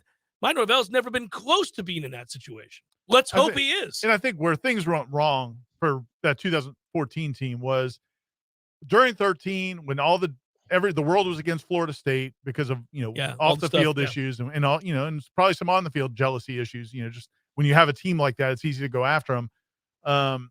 I felt like Jimbo was so defensive towards the media and towards the, detractors that he kind of like was trying to embrace the team and be like, protecting the team and defending them. And I think that led to him just letting them do whatever they wanted and not holding them accountable. And that's how you have a team that's so unbelievably talented, play so far from their potential. I can't, it's hard to imagine a Mike Norvell team being that way, but he also didn't go through what Jimbo went through in 2013. So, I mean, circumstances sometimes affect us, even though we don't want to. So I agree with Corey. We don't have enough evidence in the long term to judge what Mike Norvell would do in different circumstances. We've only had him seen success 1 year. But we do want to keep that circle tight. Yeah, keep right. The circle tight. Keep everybody else out. Everybody out. Literally, fans, parents, girlfriends, they're out. It's just us. It's this circle. I always thought it was a tough thing early on when he was, quote unquote, referring his notes about how things went in the previous spring and all. I mean, he was like giving indicators because he was trying so hard. He had Trevor Moad, may rest in peace, who was a medical conditioning guy. He was trying to come up with all these different things to try to get those guys to buy in. Talk about every book he ever read about winning championships and everything else. Yeah, it was interesting. Michael writes, do the players that join the team in the summer or fall have to go through tour of duty workouts? They do not. Yeah, that's only done in February. And the interesting thing about tour of duty, I didn't realize this. It makes sense, but I didn't really realize it until I was talking to, I think it was Coach Atkins after when it was done, when they were going in the spring. And he said, like, those exercises aren't like, if you did in the summer, all they do is run. Like, so they're in great shape at the end of the summer. He's like, if we did tour of duty in July, those guys would fly through it. But it's after the season, they really just focus on weight room, working out, trying to add size and muscle. They're not as conditioned. That's why tour of duty is so hard. So if guys came in the summer, like, they're getting tons of conditioning work, it wouldn't have the same effect. It's really important in that period between the winter workouts where they're putting on mass and then spring football. Are there two words, duty and duty, that are so far opposite of what their definitions, but they're pronounced and said the exact same way? It's ridiculous. I can't help but smirk every time y'all say tour of duty because I'm thinking about the other duty. Because you're 7. That says a lot about you. Because you're 7. I don't think there's anything to do with the words. Yeah. I'm not the only one. There's somebody else out there. People have kids. Their kids are listening to this on the drive home. Like right now, Clark Cameron is listening to this thinking, man, Corey, grow up. Corey's really immature. Yeah. Get it together. Marty writes, hey, fellas, where does Jordan Travis rank on your all-time favorite FSU quarterback lists, not named Ward, Winky, or Winston? Right now, or like if they get to the playoff? Because if they get to the playoff, man, he's going to be – man, he'll be right up he'll there. be real high on that list if that team goes to the playoffs. I agree with you. He's already pretty high on my list just for being a player that's done something I've never seen a quarterback do, which is go from being pretty average in certain circumstances to phenomenal. Was that do with 1 O or 2 O's? Just what did I say? Do? Oh, just do. Yeah, I see. You were gonna continue. Here we go. It's good. I would look, man. Yeah, I think it matters what happens this year, but if he can get them, and I know this isn't the expectation, but another 10-win season after the depths of hell that we had to endure, I think he gets into the top 5. I mean, because he's so vital. He was so vital last year, and he makes them relevant nationally. They got a Heisman contender. When 3 years ago, James Blackman started. 2 years ago, one-legged Mackenzie Milton was starting. And now you've got a Heisman contender. Hornswoggle was getting sacked 9 times by Miami. Man. We all watched that. We had to live. Jordan Travis was on that team, by the way. He was on the sidelines watching Hornswoggle run for his life and not run very far. He was like the first person killed in a horror movie. Thought there for his life. Yeah, he just feedled it. He feedled into a position. Moseying over there. Just take the snap. Oh, they're coming again. Let me get down. So I think with the context of what program, what team he took over, and the success they've had since, I think he's really high. I think he could surpass if they win an ACC championship. Maybe he could surpass. I don't know. He gets past Winky. I think Winky, because Winky was at the tail end of a dynasty run where every Florida State quarterback won 11 or 12 games. And Jordan Travis took over something else. Huge numbers, and they took over teams that were loaded. And he wasn't necessarily Mr. Likable. No, not at all. So, no. But I think, Charlie's always going to have this special place in everybody's heart. Jameis, because he was just such a once in a lifetime freshman quarterback to be like and that. charismatic and bold and funny and remember when he tweeted the picture of the Clemson Stadium, our house? Yeah. And then when they beat him in baseball, like put out our house too or something like that. Yeah. I was there. I was in Clemson that weekend for that series, and he got a lot of grief for what he tweeted going to that game, or because they were going to the baseball doubleheader, and he took a picture on the team bus, our house, and then they won the doubleheader that night, and then as they're leaving, he took a picture of the stadium. After signing autographs for 20 minutes for Clemson fans, by the way, he got on the bus and said, "Our house part 2," because he clearly didn't care that he had ruffled some feathers the first time around. That was awesome. If that was in this time, like, because that was still kind of early Twitter-ish, I'm and we may be post Twitter at this point. I hope, but it was. I think it might even be bigger if it was today. Trey writes, have we seen the last of Norvell winning the portal? It would be good to grow too much talent to keep. I'm hoping we're close to not loving the portal as much as we've had to love it recently. It would be nice to not need quality from the portal. Winning equals gaining more quality than transfers out. Listen, the better depth of talent that you continue to build, however you build it. And yes, I think traditionally, if you could do it in the high school ranks and own the state and get every 5-star that's here, sure. Yeah, that'd be great. It would be great, but you also are going to lose some of those guys in their second year. Yeah, that's what he's saying. He knows. He's like, yeah, you're going to lose these guys. It's okay. When your talent is so, Yeah. Like Georgia and Ohio State and Alabama, they always lose more talent than they bring in just because of the nature of their. So, to that point, you'd like that to be where your program gets to, but is that just specific to like 4 or 5 schools? Can Florida State own a house in that neighborhood where they're going to be that loaded with high school talent? I don't know. Hopefully, we're hoping he gets there, I guess.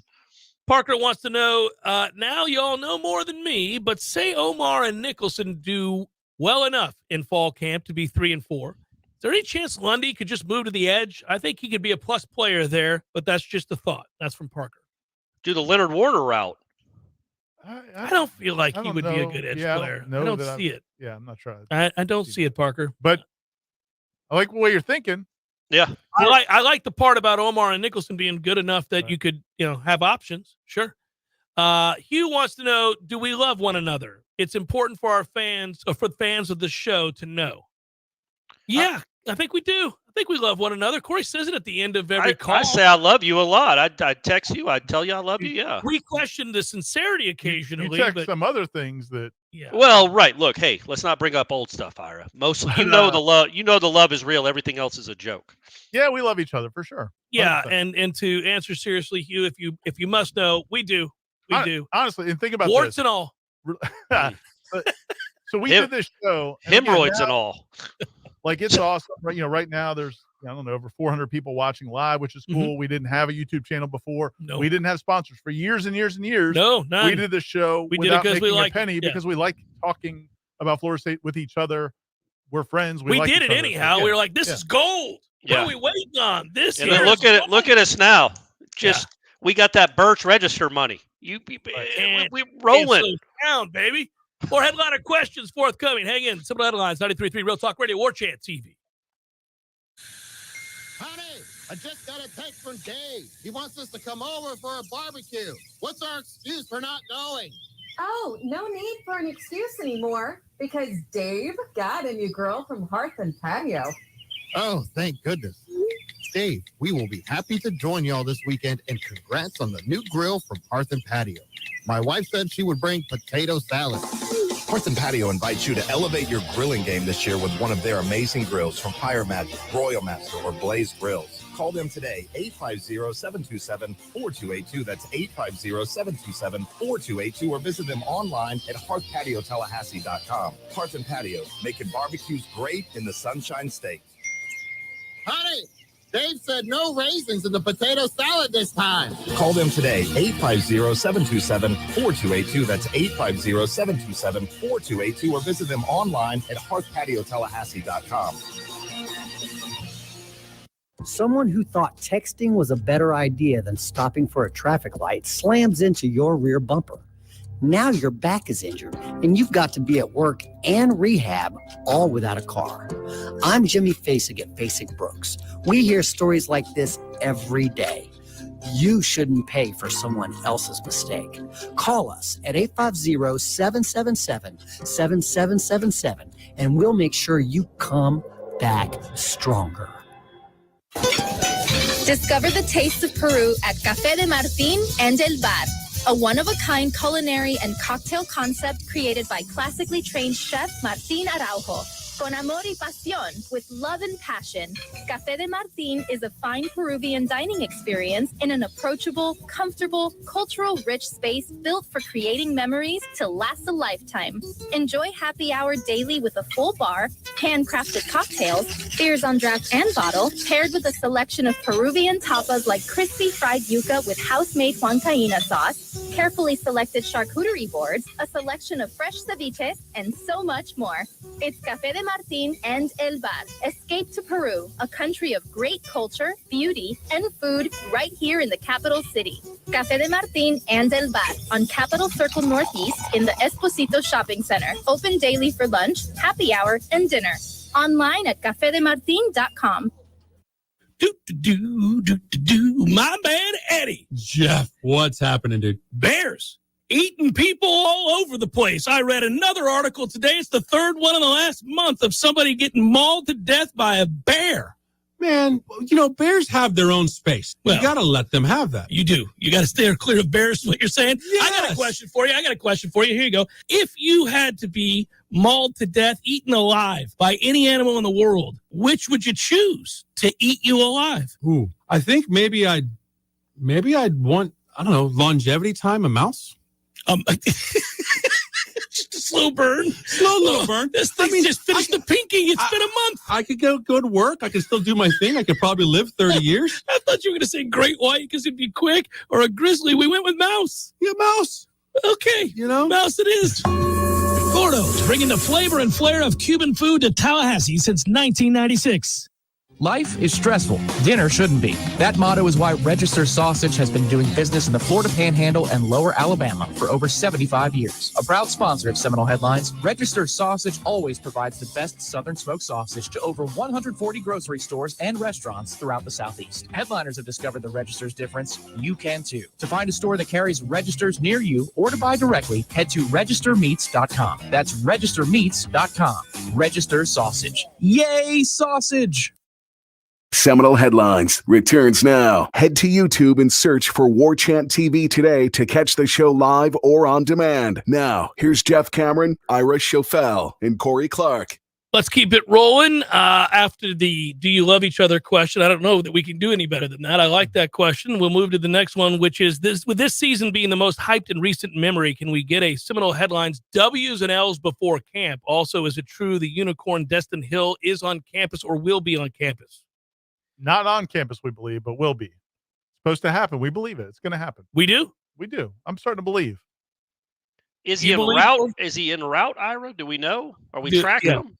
Where is he right now? Destin, if you're listening to the show, find a way to call in here and let's go. Do unicorns fly? Is that a thing with unicorns? Is they fly?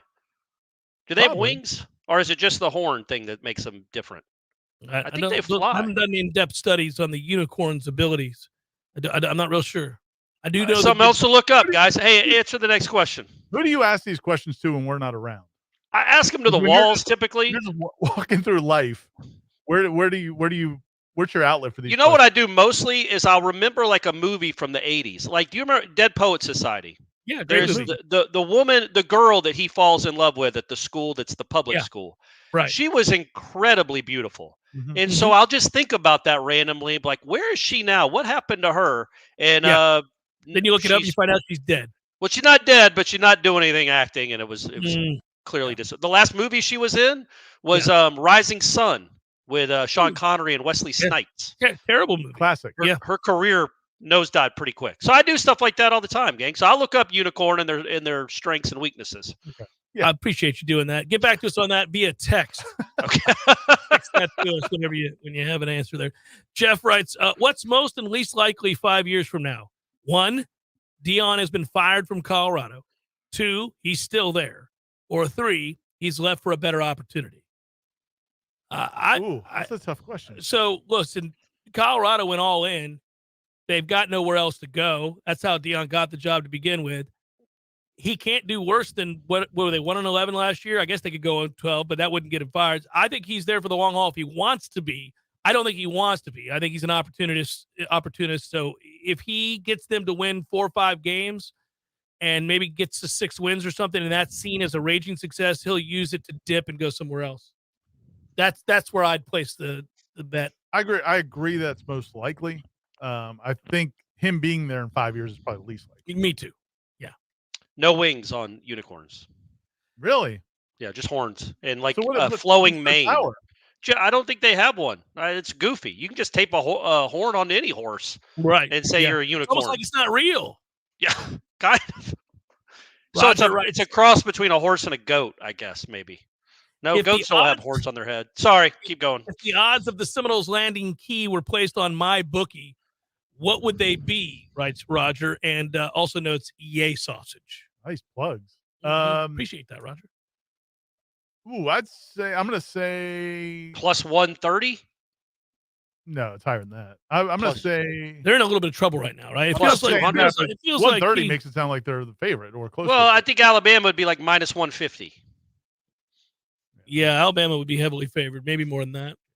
Yeah. So yeah, there you go, Roger. That's a kind of an answer way. Y'all didn't even answer it. Plus 180, plus 200. Hey, going back to Deion real quick. Is this the one year where you can bring in this many players? Like, is this going to be a thing you can do every year? Or was this like a COVID type situation? There's a 2-year waiver that they did because of COVID situation. So there's 2 years where there's unlimited. They got rid of that 25 players. This is the second year of that. I'm not 100% sure, but even with that, there's a thought that they may expand it when they come back. Like they may never go back to the way it was. It may be because a lot of schools were already complaining because with the portal, man, it's hard to have a limit of just 25 guys in every year when you're losing guys left and right. Maybe limit it to 50. It may not be unlimited, but I think it'll probably be expanded. Because I think they said he's at 60 now. You're going to like this. This is a good question. Christian wants to know, between LSU and Clemson, if one team were to be a lot worse than what their preseason expectations suggest they should be, who would it be and why? Inversely, who would perhaps be better than their preseason expectations between Miami and Florida? So I'll go first, fellas. Here you go. Question. I think Clemson would be worse than their preseason expectation. And I have a few reasons why, but one of which is it appears to me that there are telltale signs of problems behind the scenes at Clemson and that they're beginning to falter in a very similar fashion that Florida State did after the run that Jimbo had. Games in which they're heavily favored that end up being a lot closer than they need to be. See 2014 for Florida State. Some stuff behind the scenes where things finally begin to leak out, where there's some dissatisfaction from players in the locker room. Really never heard that for a long stretch of time with Clemson. You're seeing it more and more now. The head coach is a bit of a wackadoo, and I think more people are figuring that out as well. And they've actually had coaching changes occur in several spots over the last 4 years. So I think it all adds up to Clemson maybe declining.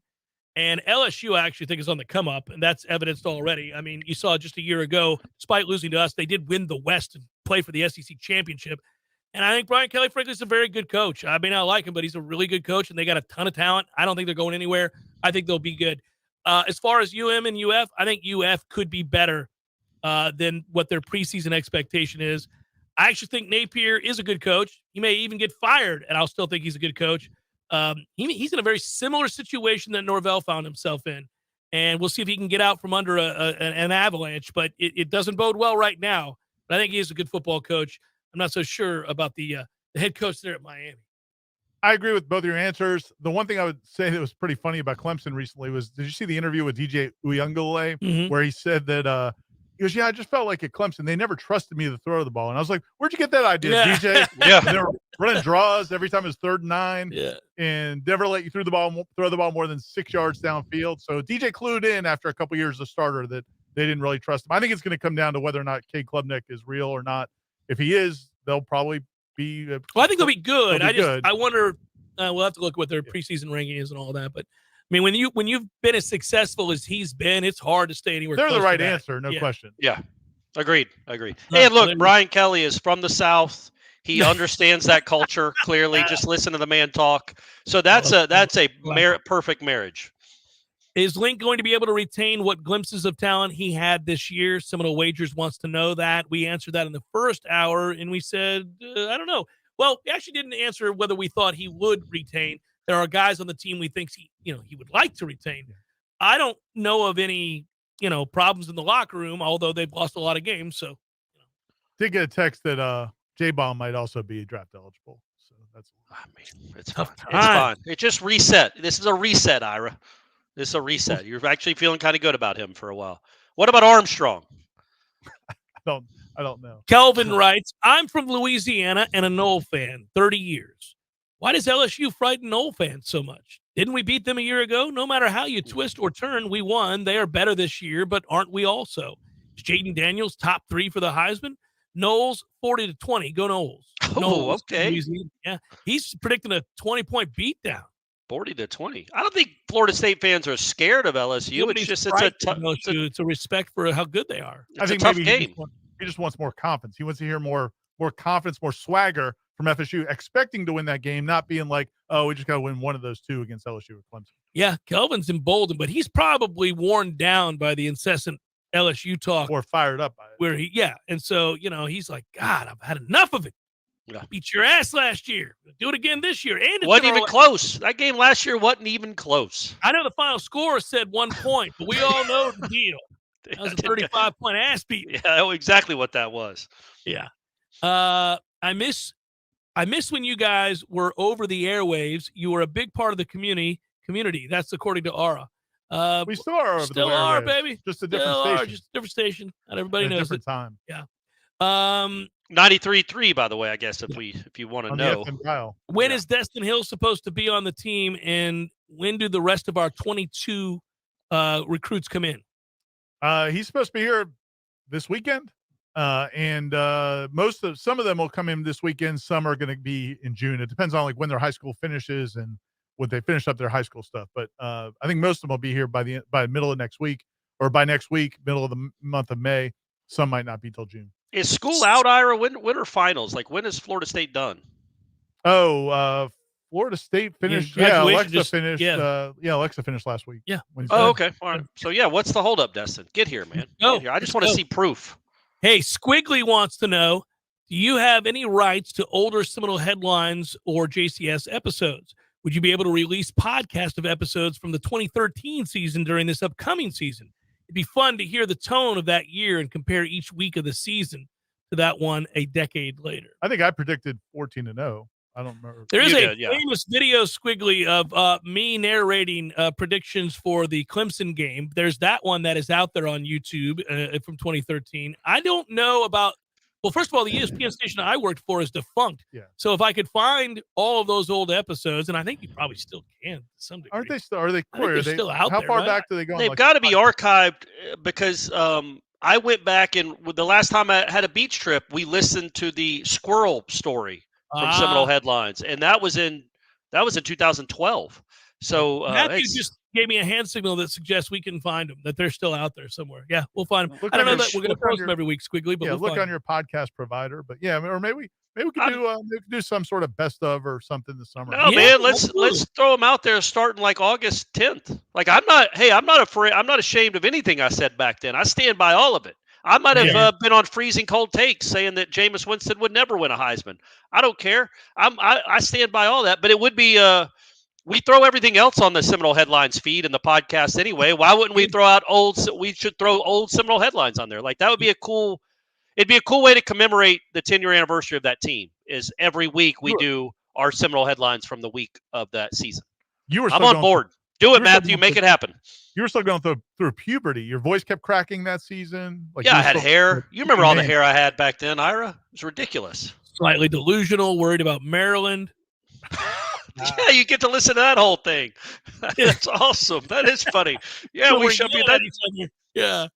If FSU was forced to play 70-30, would you want it to be 70% running or 70% passing?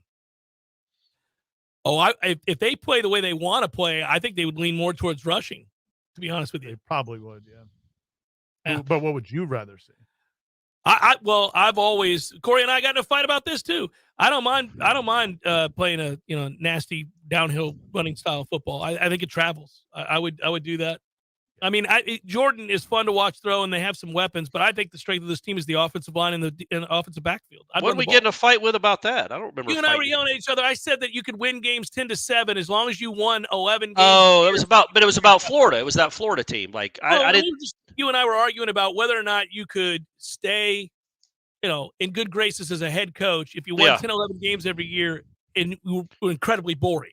Yeah. And I was like, yeah, man, you wouldn't get fired. And you thought you would eventually. And anyhow, we went back and forth on this. We've had similar arguments over the years. Well, I think the sentiment was that Florida fans were cool that Will Muschamp was winning that season, but they grew up with fun and gun and throwing the ball over the place, and they weren't going to be really fired up about 19-10 wins.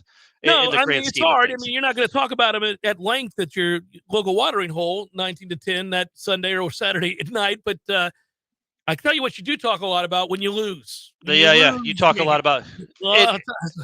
I think you'd still want to run, right, Ira? Like, you'd run. Yeah, if you had to pick one of those two, you'd pick the running. But it would be fun to see him throw that much. They can have the pick of the litter in most of the games this year. Seminole Headlines, 93.3 Real Talk Radio, Warchant TV continues in a moment.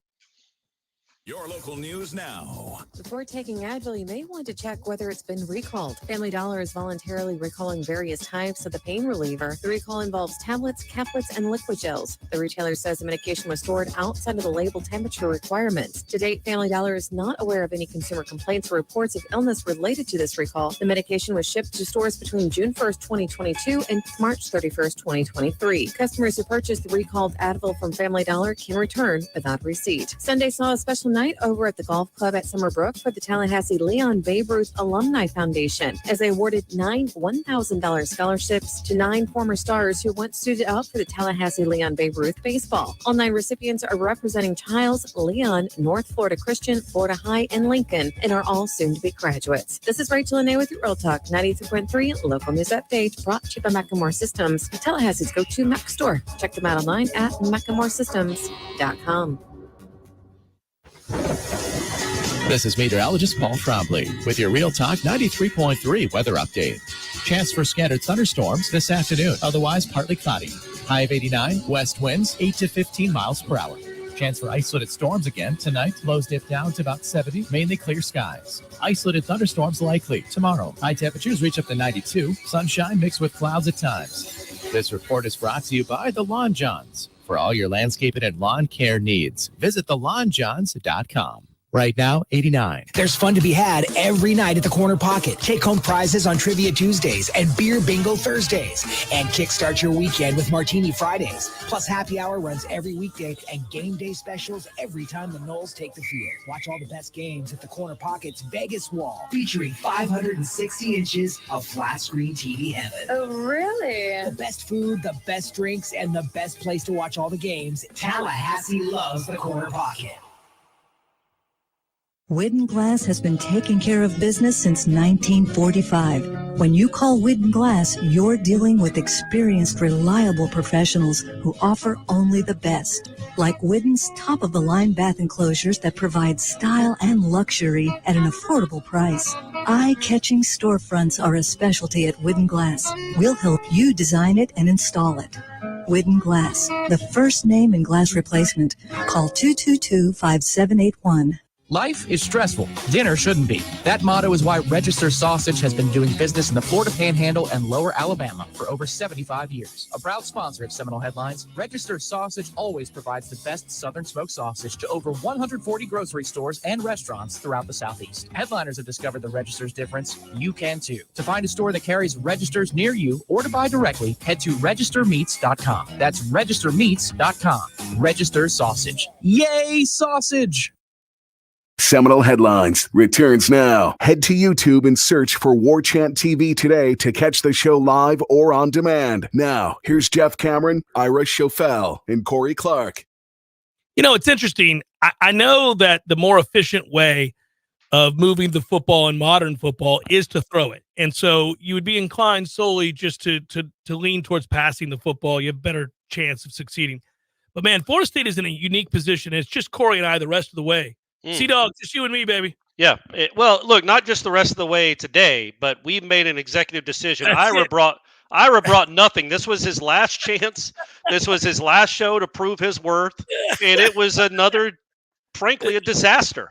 Corey we had to carry it again. So there's Seminole Headlines. If we could get that logo and just kind of knock off the dude on the left, that little microphone, that's what it's going to be from here on out. So get used to this, gang. I just think Florida State's in a unique position to be able to run the ball on almost everybody on this schedule. Is why I got excited to answer by saying rush the football. Well, and also they're a big play offense with the running game. Mm-hmm. You know, they're not an 8-yard here, 6-yard here. They're 40 yards. They're 38 yards. Their quarterback can run for 60. So it's not a typical running offense that you think of. They can have big plays and score quickly just running the ball. This is a good question, Corey. Austin wants to know, gentlemen, if the Noles win by 20-plus points against LSU, is anything short of a playoff appearance a disappointing season after that? I got to be honest with you. I could see where you would think that. Yeah, I think so. With the caveat of if you stay relatively injury-free and everything, if something happens that you can't predict. But, yes, it would be kind of like, in my opinion, the 91 season. And how that was you crushed teams, you won all these big games, you thought it was a national championship or bust, and then you lost your last 2 games of the season. Still, 11-2 isn't terrible with a Cotton Bowl win, but up against those expectations you had when the season started, and in September when you were crushing Michigan and then crushing Syracuse, you would have thought that there's no way this team isn't going to win a national championship. So I would think that would be a disappointment. It's weird the way that seasons can take a right turn, and the way we view them thus certainly changes in the annals of history. I was thinking back to even just last year. I had a conversation. Andy Staples and I were talking not long ago, and he was talking about the expectations down in Gainesville and the expectations in Tallahassee and how similar Napier's track is right now to Norvell's. And I said, yeah, well, think about last year. When they lose those 3 straight games, Corey, and we're looking at this team and we're looking at that guy, and all 3 of us thought Mike Norvell was a real good football coach. But we all admitted if they don't win these games, if they lose another one or say 2 more, he may not survive, no matter how good a coach we think he is. And now we look at last year as a raging success. Yeah. I mean, that 10-3 season is high on the list of favorite seasons for a lot of people over the last 20 years. Oh yeah, for sure. And it kind of, it's weird how the expectations shift, but it even happened in 21. Like if you would have asked this after the Jacksonville State game, are you going to be upset if they lose to Florida in the swamp? You'd be like, well, no, of course not. They just lost to Jacksonville State. What are you talking about? They might not win a game this year. Right. But then they win 5 of their next 8, and 2 of those losses were without Jordan Travis or whatever it ended up being. 5 of their next 7 they won. And then that was a real disappointment, that Florida loss, which wouldn't have been the case in September. You would have just been like, what? They kept it within 3? That's crazy. So yeah, it will. But I do think that's a good question because I think it shifts the mindset. If you not just beating LSU, but beating them convincingly, going up to like number 2 or 3 in the country. Yeah. Anything else from a playoff after that standpoint would be a disappointment. Kevin writes, historically, from any FSU team, what player would you say was the first player that let you know that a coach had a chance for success? The one that always comes to mind for me was Tim Pickett. He wasn't the most talented player, but he was the first player to truly buy into Ham's junkyard dog defense and was the first to let me believe that Ham's system could be amazing and fun if he could just land the right players. To this day, he's still one of my favorite Noles of all time. That's from Kevin. Hey, Tim Pickett's one of my favorite Noles of all time, ironically, for a crazy shot that he hit in the NIT. Of all things. Where was that? That was on the road. Where was that? Like Missouri? I thought it was it was Wichita State. Wichita State. There you go. Yeah. I knew it was yellow. It was a yellow crowd. Wichita State. Yeah, that was crazy. That was an amazing shot. And if you go back and watch that video on YouTube, look at the devastating body language you see from the player who was guarding Pickett, who guarded him perfectly. Pickett's falling out of bounds. He doesn't have a shot. And he hits it. That guy just falls to the ground like so many people who've tried to guard Steph Curry, for example. Right. Yeah. Just fall to the By ground. the way, Anthony Davis is talk about unicorns. That guy to be able to move like that at 6'11" or whatever he is ridiculous. It's hard at Florida State because, man, Bobby was here forever. Bobby was here before I even was cognizant of sports, and Mike Martin was here basically before I was cognizant of sports. So it's hard to really have that relationship with anybody but Hamilton. Well, people would say Ron Simmons back in the day for Bobby. Yeah, probably, but I mean, I wasn't around then. You know what I mean? Like either. when I started following it, it was Greg Allen and the Danny McManuses of the world. So, I don't try to think of Leonard. How about if I just go with me starting on the beat in 2007, like doing this as a job? I think probably football, maybe EJ Manuel with Jimbo. Like he was a big time deal. He was a 5-star recruit. He came to Florida State even when Bowden was still the coach. It made me think that, okay, Jimbo is going to make a huge difference recruiting. He got a kid like this to come to Florida State who has not been playing all that well here lately. Well, and he actually got a few yeses from players that were desired like that, like EJ Manuel, by bigger programs, more successful. I shouldn't say bigger programs that were having far more success at an elite level at that time.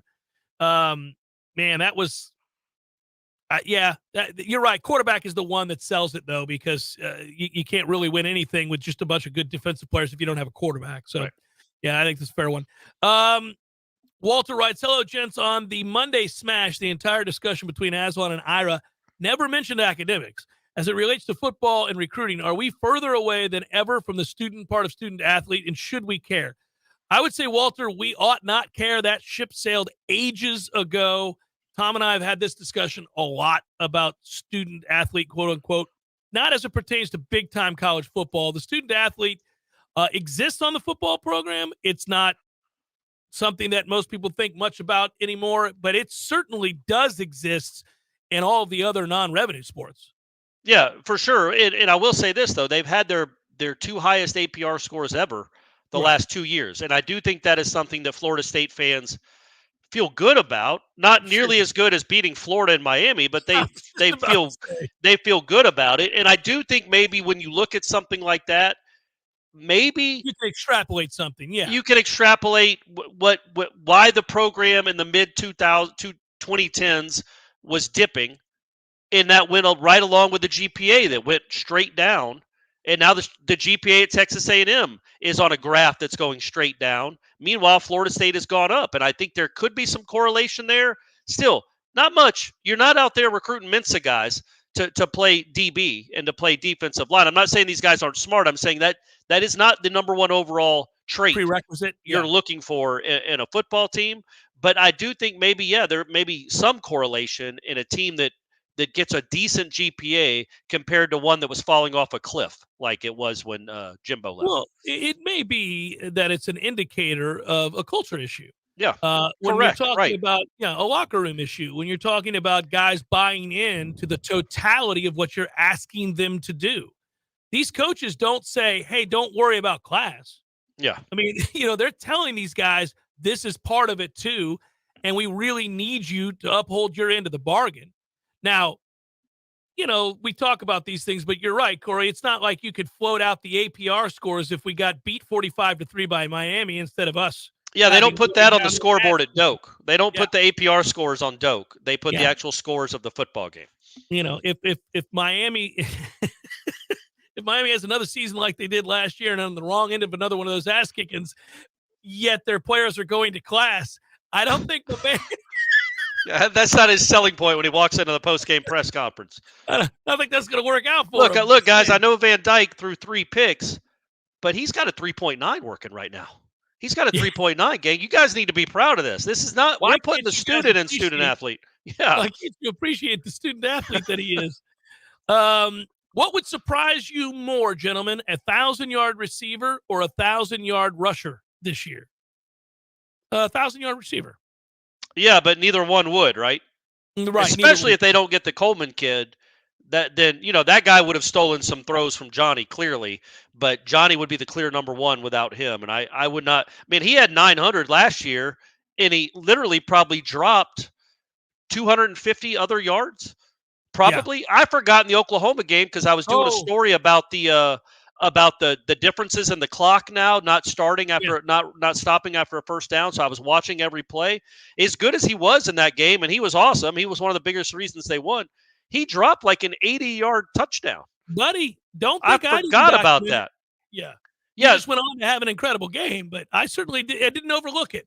But so when you talk about that, the couple drops he had against Florida, some other drops he had, it's like, good grief, man. There's 250 extra yards out there.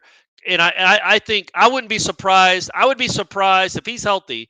I'd be surprised if he's under 1,100 yards, and I'd be surprised if Benson is under 1,100 yards. I think they're both going to top 1,000. I think we both agree that this offense is going to be pretty prolific. I think that's the one thing I'm most sure about coming into this upcoming season is that this offense, throw whatever record you want to predict, that's fine. Whatever you think the expectations of this team should be, individualized numbers, you name it.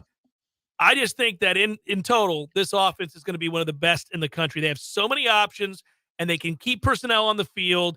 And that means they can keep defenses on the field, and they don't have to give away what they're doing with the same personnel because they've got guys who are multiple, and this should be a lot of fun to watch. I just don't see how they don't put up huge numbers. I didn't get to everybody, but we got to most. We did pretty well. You think Ira's listening to us right now in the car? I bet he is. Yeah, he's probably listening. Ira, hang in there, buddy. Drive safe. Ira, we love you, man. We love you. And by the way, no medical emergency or anything with Ira. We don't want y'all to worry. It was just a family thing he had to get to help out a family member, but sometimes nothing like that, man. Sometimes we've got to be somewhere. I shouldn't even be so vague. That he was even more vague. He's got to open up his house so his daughter can get clothes to go to work. Your ambiguity there didn't help anybody. It did. It made it sound like it was a family emergency. Yeah, it was nefarious. Hey, Corey, love you, buddy. Be good. Hey, Jeff, I love you. Ira, go F yourself. Our thanks to Director Matthew and all of you. Peace.